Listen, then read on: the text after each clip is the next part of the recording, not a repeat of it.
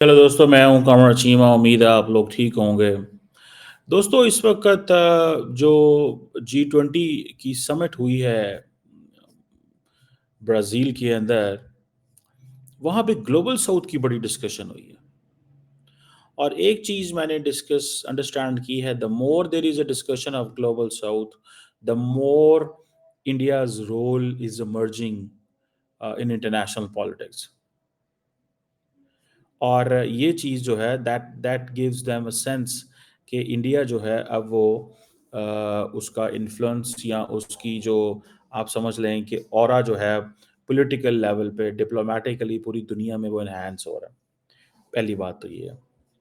दूसरी बात ये है कि the more global south conversation is there, America is getting frustrated because America को वो सारी की सारी पावर जो है वो देनी पड़ रही है। अब आपको मजे की बात बताऊं, अब ये जो ग्लोबल साउथ है ना, इट हैज़ अबाउट, इसकी अगर आप उसको जाएं अंडरस्टैंड करें ग्लोबल साउथ के स्टैटिस्टिक्स को, about if I am not wrong about 88% of the global population, 40% of the global GDP, that these are the statistics global south की। ठीक है जी। ये चीज़ें जो है ना, डेफिनेटली ये इंडिया को इट गिव्स देम, जिसे कहते हैं ना, एक मोमेंटम देती हैं, जिसको डॉक्टर जयशंकर ने कहा कि we are going to lead 125 countries.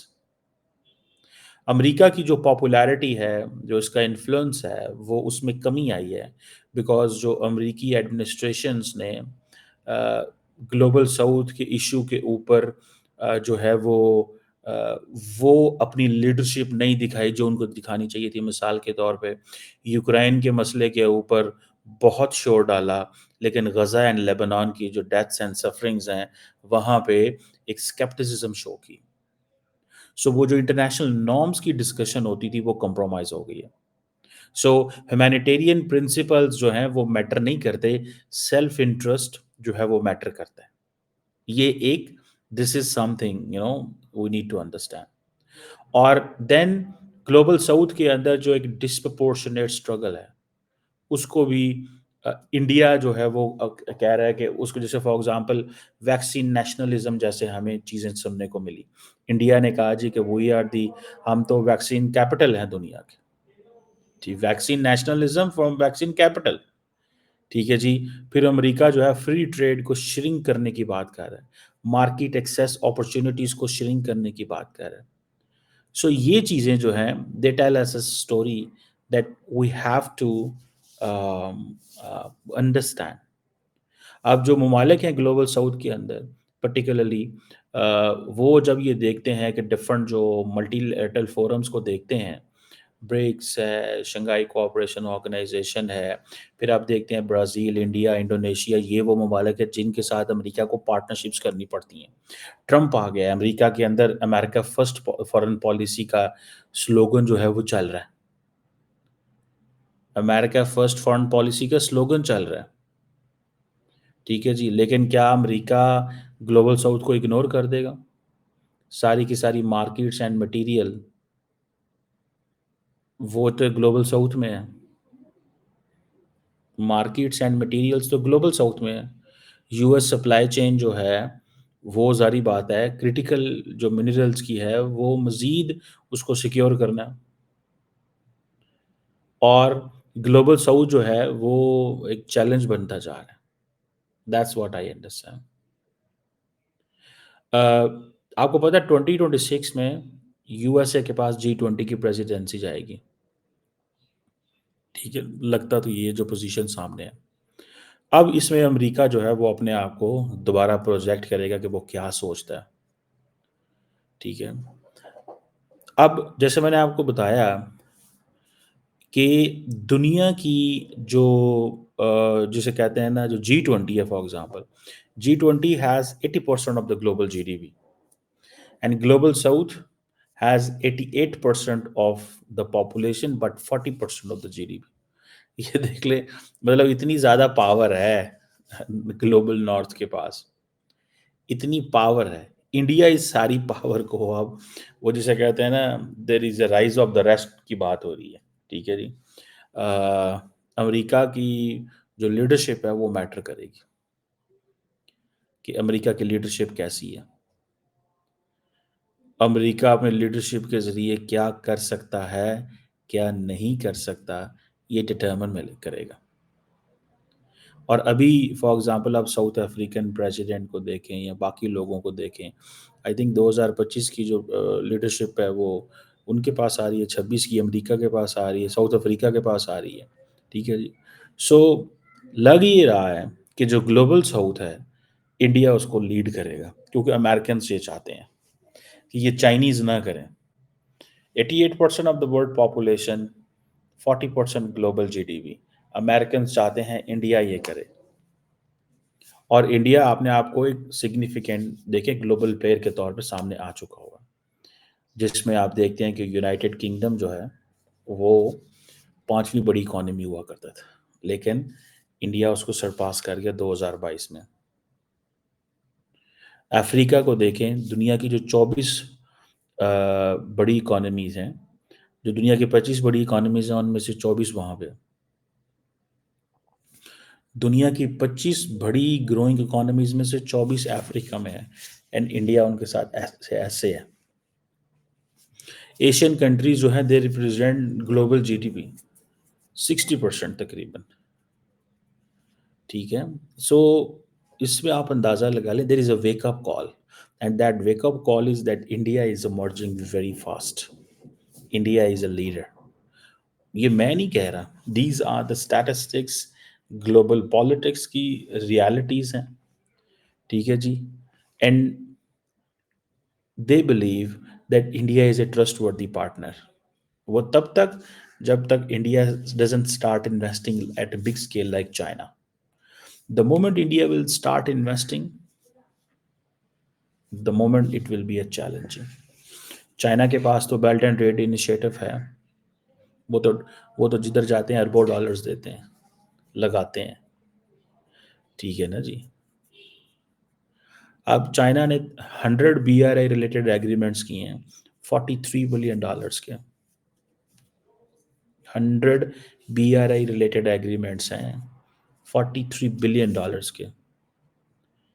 अभी भी कुछ ग्लोबल साउथ के ऐसे ममालिक हैं जो चाइनीज़ इन्वेस्टमेंट को देते हैं। वेस्ट कहता है ये वॉल्फ वॉरियर डिप्लोमेसी है, डेट निगोसिएशन है। पाकिस्तान जैसे को चैलेंज किया, हमारे लिए मसले पैदा कर लिए। इंडिया और अमेरिका तो पैसे देने को तैयार नहीं है उस लेवल पे जिस लेवल पे चाइना पैसे देने को तैयार है। ये चीज़ जब developing countries and under develop countries देखते हैं, वो शोर डालते हैं। वो क्या करते हैं, वो शोर डालते हैं। वो कहते हैं यार है की गेम है, ये क्या हो रहा है। ठीक है ना जी। सो ये हाई लेवल जो विजिट्स हैं ग्लोबल साउथ के, वो जिसे कहते हैं ना अ, अ, जो ये ब्राज़ील के अंदर हो रहे हैं, ये सारी की सारी आपको बताएंगे that how things are going to shape in coming years. ठीक है ना जी, कैसी चीज़ें शेप हो रही हैं।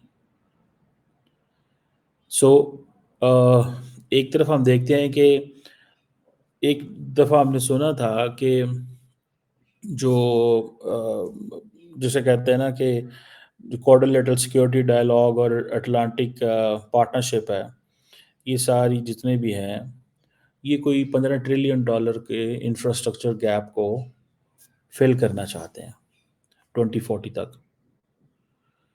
मतलब बड़ी करना चाहते हैं, लेकिन कोई सुना नहीं है हमने कहीं पे। सो बड़े बड़े फ्रेमवर्क सामने आ रहे हैं, इंडो पैसिफिक इकोनॉमिक फोरम आ रहा है या बाकी आ रहे हैं, लेकिन क्वेश्चन यही रहता है कि कैसे ये सारे के सारे ममालिक जो हैं they are going to build the trust, जो ट्रस्ट जो है वो बाकी उन्होंने कैप कर लिया। सो अमेरिका को फ्रेश इकोनॉमिक ऑफर्स देनी चाहिए और अमेरिका जो है वो ये वादा करेगा कि वो नए टैरिफ्स नहीं लगाएगा। ये चीज़ें नरेंद्र मोदी जो है, आप देखें कि उसको कितनी सेंटर स्टेज पे मिलती है जगह। अभी ये जो G20 की हुई है, Narendra Modi was in the centre. सुना बाइडेन और Italian prime minister Meloni and Canadian prime minister उस तस्वीर में नहीं आए, वो कोई मसरूफ़ हो गए और वो भूल गए, ठीक है ना जी, और उधर बस वो नहीं तस्वीर में आ सके। बहरहाल ये चीज़ें जो हैं देखना पड़ेगा क्या होता है क्या नहीं होता। और ग्लोबल साउथ अमेरिकन चाहते हैं कि इंडिया के हाथ में चला जाए, वो खुद ही चाहते हैं। एक तो वो, मैं ये अमेरिकन की जो स्ट्रेटेजिक थिंकर्स हैं मैं उनके लेवल पे अगर देखूं, जो स्टेट डिपार्टमेंट में लोग होंगे, डिफेंस में होंगे, बिकॉज वो कहते हैं अगर हमारा इन्फ्लुएंस ना हो तो किसी ऐसे पार्टनर का इन्फ्लुएंस हो जो वहाँ पे मौजूद हो। बाकी जो ममालिक हैं, फ्रांस, जर्मनी, वो ग्लोबल साउथ में भी इंटरेस्टेड नहीं है। वो बड़ा केयरफुल, जैसे ना फूंक फूंक का कदम रखते हैं। जैसे अभी उन्होंने फूंक फूंक का कदम ऐसे रखा कि फूंक फूंक का कदम ऐसे रखा कि उन्होंने इंडिया के साथ ताल्लुकात तब ठीक किए जब अमेरिका ने कर लिए। यूरोपियंस और तरीके से ऑपरेट करते हैं, उनका वो तरीकाकार नहीं है। आज सारे यूरोपियंस इंडिया क्यों आ रहे हैं? बिकॉज उनको पता है जी कि वो अमेरिकन आ गए हैं, ठीक है, आपके पास, तो दे बिलीव इन इट कि हाँ जी बस ठीक है, दे बिलीव इन इट, वो इस चीज़ पे बिलीव करते हैं कि बस ठीक है, ये कर रहे हैं तो कर रहे हैं। So this is what I see it, this is what I understand. ये मैं जब देखता हूँ, मैं समझता हूँ, तो मुझे तो यही समझ लगती है। ट्रम्प एडमिनिस्ट्रेशन जो है वो इंडिया को मज़ीद स्ट्रॉन्ग करेगी। वो कैसे? Because Trump administration is not interested in international politics. International politics में वो इंटरेस्टेड नहीं है, ठीक है जी। वो आपको पता है, जैसे मैंने ऊपर बताया, इकोनॉमिक प्रोटेक्शनिज्म की बात करते हैं और इन चीज़ों की बात करते हैं। So you have to understand कि ये मल्टीलैटरलिज्म का ज़माना है, ठीक है जी। जो ग्लोबल साउथ के एम्बिशंस हैं, उसको इंडिया कह रहा है हम फिल करें गैप, वो जो एम्बिशंस हैं उसमें हम दुनिया की मदद करेंगे, एक कोलैबोरेटिव लीडरशिप होगी। सो G20 की जो प्रेसिडेंसी इंडिया की है, अमेरिका को मिलेगी। कई लोगों का ये कहना है कि it should seize the moment, it should इसको मोमेंट को सीज करना चाहिए ताकि वो उस चीज़ों को बेहतर कर सके। This is what I understand, maybe I don't know how things will react, but the more आपके सामने वो है ग्लोबल, आप देखिए चाइनीज़ तो ग्लोबल साउथ में पैसा लगा रहे हैं ना। जो बेल्ट एंड रोड इनिशिएटिव था, बेल्ट एंड रोड इनिशिएटिव के तहत, ठीक है जी, बेल्ट एंड रोड इनिशिएटिव के तहत जो जिसे बोलते हैं ना कि जो चाइनीज़ हैं वो तो पैसा डाल रहे हैं। 100, जैसे मैंने आपको बताया कि 100 BRI के एग्रीमेंट्स उन्होंने किए हैं $43 बिलियन के। 20% ज़्यादा ये एग्रीमेंट्स हैं as compare to 2022। So global south countries welcome करते हैं चाइनीज इन्वेस्टमेंट को। इंडिया क्या उसमें मारने पे पैसा लगाएगा? स्लोली स्लोली लगाएगा। इंडिया के पास अभी उतना पैसा नहीं है कि इंडिया, क्योंकि इंडिया इकोनॉमी छोटी है ना, कहाँ $4 ट्रिलियन, कहाँ $17 ट्रिलियन। 4 से 17 बड़ा, मतलब 3 गुना यार, बड़ी इकोनॉमी है, 4 गुना है India. Chinese, they have more. So the moment India is at this scale कि इंडिया का जो मैस लेवल पे प्रोडक्शन शुरू हो जाती है अगले 10-15 सालों में, देखें, any other country which will be great power after China and taking advantage of the globalization will be India. Any other country. मेरी ये एक व्यू है, ठीक है ना जी। मुझे ऐसे लगता है कि ये ऐसे होगा। The only country other than, वो जिसे कहते हैं ना जो जो अदर देन होगा इसके चाइना के, वो इंडिया होगा। दे वुड हैव रियलाइज कि भाई हाँ जी, ये एक ऐसी चीज़ है जो हमें करने की ज़रूरत है। बाकी लेट्स सी इसमें जिसे कहते हैं ना क्या होता है क्या नहीं होता, वो डोंट नो।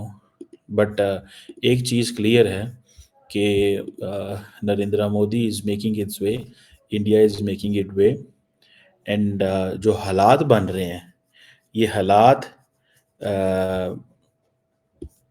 मेरी ज़ाती राय के अंदर, ये हालात इंडिया को बहुत सूट करेंगे। लेट्स सी सूट करते हैं या नहीं करते, इंडिया वो ले सकता है कि नहीं ले सकता, ट्रम्प साहब इसमें क्या करते हैं, टाइम विल टेल।